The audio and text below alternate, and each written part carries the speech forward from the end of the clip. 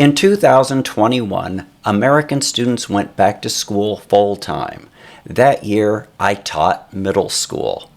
And some of the students, unsurprisingly, were really messed up. Phone usage was way up. Consequently, sedentary lifestyles were also way up. Consumption of healthy food was down, and consumption of processed food was up. Sleep schedules were down, time spent outdoors was down, and coping techniques, those learned back in elementary school, were down.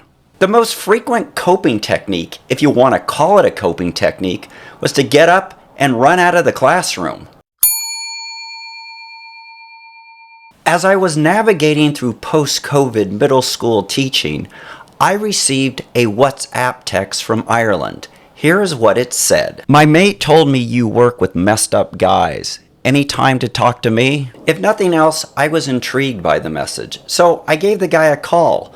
I discovered that I had once helped one of his friends, a guy who had attended one of the men's mental health groups in Dublin. Now, I explained to him that I wasn't a counselor, but he said, hey, I need some help, and here's what my problems are. He had lost his job. His longtime girlfriend had broken up with him, and every day was a struggle, and he was returning to some bad habits of the past. Now, I reiterated that I was not a counselor, but I told him I was confident I could help him with his life. So he, unexpectedly, was my first life coaching client.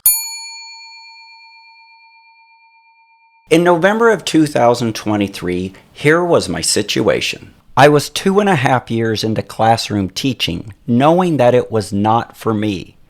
Through word-of-mouth referrals, I had added a few more Irish clients to my life coaching program, something I was still developing. I was considering an online program so that I could eventually become a licensed counselor. Then, my mom went into the hospital to have surgery for an infected gallbladder.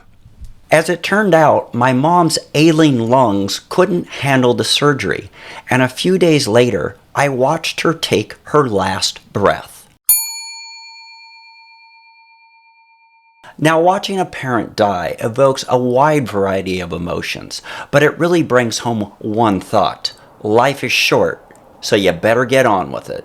I quit my teaching job, and I spent the next 6 months finishing my book, Roundabouts and Firewood, a mental health approach for Irish guys. I spent a month recording it as an audiobook, and I put the audiobook on my new YouTube channel, A Future for Fellas. I decided to go all in as a life coach, and as I continued to work with my Irish clients, I kept developing the program, and finally I gave it a name. Adjust the Dials Life Coaching.